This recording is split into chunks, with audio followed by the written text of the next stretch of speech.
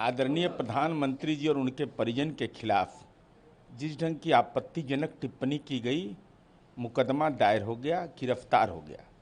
लेकिन महत्वपूर्ण सवाल यह है कि माननीय राहुल गांधी जी की पार्टी अथवा तेजस्वी यादव की पार्टी अथवा महागठबंधन के घटक दल ने ऐसे सवाल पर कोई आलोचना भी नहीं किया। कांग्रेस पार्टी ने उसको निष्कासित तक नहीं किया। यह सवाल इसलिए महत्वपूर्ण हो जाता है कि राजनीति में मतभेद रहेगा, लेकिन आपस में भाषाई लंपटई अगर हो और उसको राजनीतिक दल बर्दाश्त करे, यह निश्चित रूप से लोकतंत्र के लिए चिंता का विषय है। महुआ मोइत्रा कहती है कि अमित शाह का सरकार के टेबल पर देना चाहिए। आप बताइए, माननीय सांसद है, हिंदुस्तान के लोकतंत्र की बड़ी पंचायत महिला सांसद है महुआ मोइत्रा जी, लेकिन आपकी यह भाषा कि देश के गृह मंत्री का सर काट देंगे, ये क्या बताता है?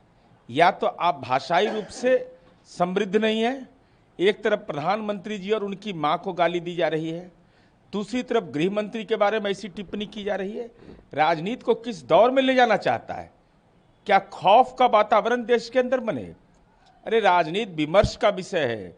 राजनीति में मल्ल युद्ध नहीं होता है, वाक युद्ध होता है। लेकिन वाक युद्ध में भी राजनीति में भाषा लंपट का हो जाए, तीन लोगों को तो लगता है कि चरवाहा विद्यालय में खोल करके राजनीतिक ज्ञान की पाठशाला खोल देनी चाहिए।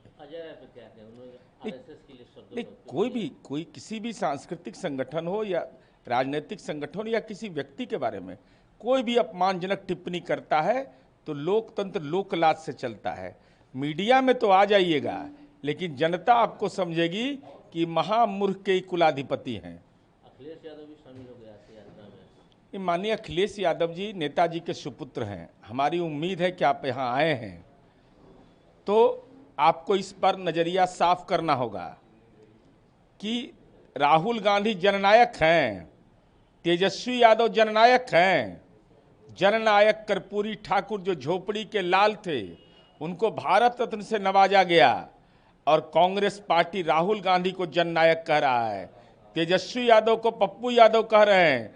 इस पर नजरिया साफ करिए कि अगर समाजवादी आंदोलन के आप महत्वपूर्ण अंग हैं, पार्टी है समाजवादी आपकी, तो जननायक कर्पूरी ठाकुर का अपमान करना राजनीति का डीएनए इंडी गठबंधन का। इसलिए हम उम्मीद करते हैं कि आप इस पर अपनी राय जरूर व्यक्त करिएगा। साफ कर दिया कि घुसपैठ को खत्म करके ही दम लेंगे, सब कुछ हो जाएगा। देखिए, घुसपैठ को इनकार कोई नहीं कर सकता है। जब अंतर्राष्ट्रीय बॉर्डर हमारा खुला हुआ है, चाहे बांग्लादेश हो चाहे नेपाल हो, वहाँ के लोग तो आएंगे।